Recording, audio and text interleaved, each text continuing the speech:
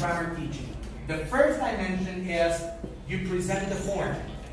But the second dimension is you make students understand the meaning of that structure. And the third and most important dimension is they combine form and meaning to use grammar proficiently. Those are the three dimensions of grammar: form, meaning, and use. Right? And teachers must be aware of those three dimensions. Because if you don't know them, then you're never going to get to use them. If you're only familiar with form, all you do in class is present students the form of grammar. But you never talk about meaning, and let alone get into the usage of grammar. But the more you go through the three dimensions, the stronger the bridge you build to go from accuracy to fluency, from grammar to communication, right? So keep that in your mind: form, meaning, and use. And we're going to see a chart in a minute that presents those three dimensions in grammar, right?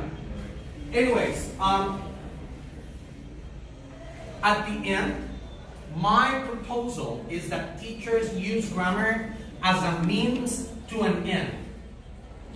The problem is that we typically use grammar as the end of the teaching practice. What do I mean by this? Take a look at your exams. What do you evaluate in your exams? Do you evaluate communicative skills in your students, or do you evaluate grammar? You evaluate grammar. So grammar is the end of the teaching practice. But the sad thing is that in real life, when you go through life trying to use English, you can't do this. Simple present progressive. Swim, swam, swoon. Do, did, done. Do you do this in real life? No. And yet you evaluate your students on this, right? There is a disconnection between how we teach grammar and the way students should use English in real life. See my point here? So grammar in many cases becomes the end of the teaching practice, when in reality it should be a means to an end.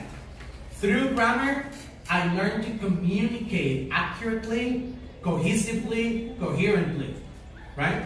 Grammar is necessary. Don't get me wrong. I'm not saying that you shouldn't teach grammar. God forbid. I made grammar books for a living to begin with. So no, absolutely. Grammar is important. Grammar is the backbone of the language. If you think of the language as a body, the flesh and muscles are vocabulary and pronunciation. But the backbone of the language, what pulls the language together, is grammar. Because grammar provides two things to language: cohesion and coherence. If you don't use grammar correctly, your language is going to be incohesive and incoherent. You're not going to be understood by others if you don't use grammar correctly. So you do need grammar. But grammar is a means to an end. And what's the end? Communicating ideas. Presenting your thoughts, your comments, your notions, your emotions to other people. That's the end. That's communication. And by doing mechanical practice of grammar, you're not going to get there. You're only going to get to an exam in which you can conjugate verbs from base form to a regular past. But then, are you going to be capable of, again, getting a double Whopper at a McDonald's, getting a Big Mac with a large set of fries and a double soda? You won't. You need more than that. You need fluency practice. So don't get me wrong. Grammar is important. It's necessary, but it's not everything. Grammar is a means to an end. And the end should always be communication. The end should always be this. You've got to understand that through grammar practice, what you should do is to give your students challenging opportunities to be successful in their language learning experience, so they develop confidence and become independent, lifelong users of English, lifelong learners. Through grammar, you help your students develop confidence, risk-taking skills. I know I'm going to sound weird. I know that maybe the grammatical structure I'm going to use, it's not going to be perfect. But I'm confident enough that I use the English that I've learned in my class. Right? Are you with me? You promise? Yes. Cross your heart? Yeah? Very good. Okay, so how can we do that?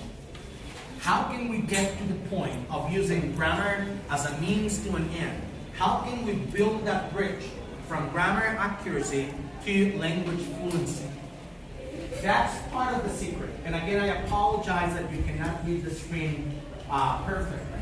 But it says here, you gotta teach your students to, number one, think critically.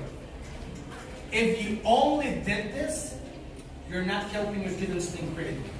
But if you use this as the beginning of the process, and then you move into things like this, and then you practice through the reading, and practice through a video, and practice through a conversation, then you're helping your students get there, to the critical thinking process, to the cooperative work. The other thing is that grammar, by nature, is typically done in isolation, right? When you teach grammar and you make your students practice grammar, do you tell them, get in groups and converse about this and collaborate together in order to come up with an activity? Or do you say, open your workbook on page number 5 and finish the activity there? Typically, it's the second. Grammar, it's typically practiced in silence and isolation, right? That's typically the case that I've observed. When we do grammar practice, we think of filling the blanks exercises, multiple choice activities, questions, exam-like activities that are done in isolation. So students get the idea that when they practice grammar, they gotta practice it in silence and by themselves. When in reality, through grammar, they can learn to communicate and collaborate with others, right? So think of that as well. And Profe, yes, teacher, I have a question. Uh-huh. The German and English are cousins, yeah? Yeah. Those languages needs always the noun, but in Spanish not necessary. Correct. Why? Why what? Why is it that in English you always did a noun and in Spanish you don't? Yeah. It's just the way language was constructed millenniums ago. It has nothing to do with modern usage of language. That's just the way language evolved. And you're right. Spanish comes from Latin. And Latin has certain specifications in which sometimes the noun's not needed, but the gender is. Think of this. Spanish is a genderized language. We always say, we might not use the noun, but we use the article, el or la, in order to provide a gender to the language. You don't do that in English, right? There is an ungendered article, which is the. And the could be used with feminine or with masculine. So there are significant differences in between Romance language like Spanish and those Anglo-Saxon languages like, for example, German or English, or Cyrillic languages like Russian, for example. And the difference comes not from modern usage, but from the way language was originally constructed millenniums ago. So there's no possible answer on why is it that in Spanish we gotta use a noun and in English we don't always need it. Why is it that in Spanish you always genderize and in English you don't? That's just the way language is often. Russian don't use the copulative verb. Exactly. It's because it comes from a different root language, which is Cyrillic. Right? Remember, Spanish or Castilian, which is the correct name of our language. Castilian is Romance. It's a Romance language. Yeah, it's a Romance language. Russian is Cyrillic. Exactly. So there are just differences that you can never get to explain. They're just differences, right? Yeah. Yeah, just because. Absolutely, just because. Why is 1 1? Because it is. It's just 1, period. Very good. But thanks for that. Anyways, so how can we get to start building such bridges? How can we get to make teachers and students understand of the importance of using grammar as a means to an end, of using grammar as an opportunity for communication in the classroom? There are some ideas. Again, this is not a secret recipe for you, but these are just some ideas for you to develop awareness on the importance of making grammar a communicative opportunity in class.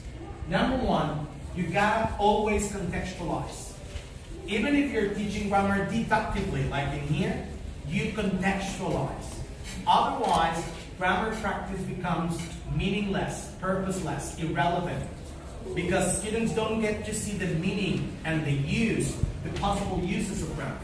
They just practice it mechanically without understanding in which context that grammar item has a place. So the first thing you gotta do is make sure you always contextualize the language. I'm gonna give you an example in a minute, right? Number two, provide students with building blocks and skills they need. By building blocks, what I mean is quite simply chunk the structure up.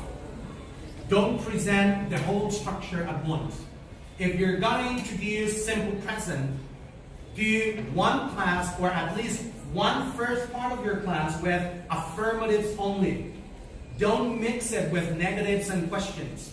If you're gonna work with questions on simple present, do yes/no questions on one part and WH questions on the other. Because otherwise, your students' brains are gonna feel clogged and they're gonna simply shut off. Their brain is gonna naturally think, that's too much for me to process, so I'm gonna just shut off, right? But otherwise, when you provide blocks, when you chunk the information up, chances are the brain's gonna concentrate better and deeper on the grammatical structure you're presenting. I'm gonna give you an example of that as well in a minute. Number three, provide mechanical but also meaningful tasks. That's when you build the bridge. We said it, mechanical practice at some point needed. You need to do the filling the blanks, you need to do the matching, you need to do all those mechanical practices. But if you stay there, you're only covering the form. You're not practicing the meaning or the use. But when you go from mechanical to meaningful tasks, and I'll give you examples of this in a minute, you allow your students to practice the structure, not just learn about it, but practice it naturally, right? Number four, ensure that students are successful on an ongoing basis. Don't wait till the end of the unit or the final exam to realize how much grammar your students have acquired. But do formative, ongoing assessments. Through the activities you do in class, observe how well your students are using grammar, and then make decisions on going further. That's fine, that's fine. I'm gonna be, even if I was in the North Pole, if I'm speaking, I'm gonna be sweating like a pig.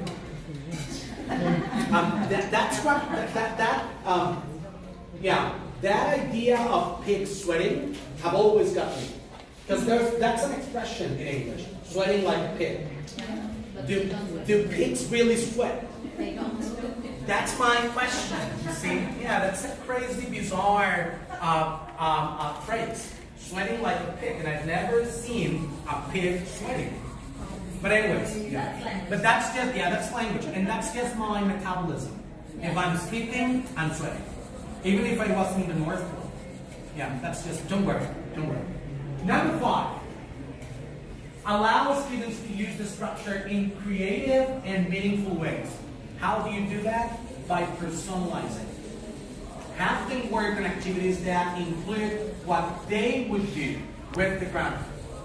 Make them talk about their own interests. So they make the grammar practice a personal issue. And we'll see examples of this in a minute as well.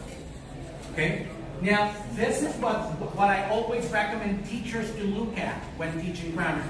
The reasons for this are what students get from such practice.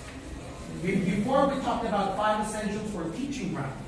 But in reality, what matters is 5 essentials for students to learn grammar. And the reality is that students learn better within a context. it's been demonstrated by a lot of academic research that the more you contextualize the practice, the bigger the chances for students to learn it. Because it becomes, again, a meaningful, a relevant, a purposeful activity. They make connections with their life, they make connections with the surroundings, with the context, etc., etc. Absolutely. Number 2, students learn differently.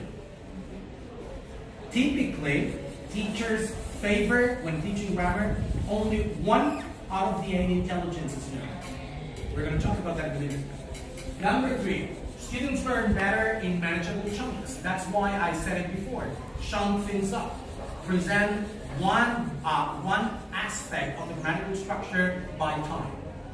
Number 4, students learn better by doing activities that move from control to open-ended. Typically, grammar is only practiced in a controlled way in the classroom, but it's never an open-ended activity. I'll give you ideas on this in a minute. And number 5, if students learn how to learn, they will acquire grammar better. If there's critical thinking in action, chances are they're going to process the structure better and in a faster way when they get to analyze language. Okay?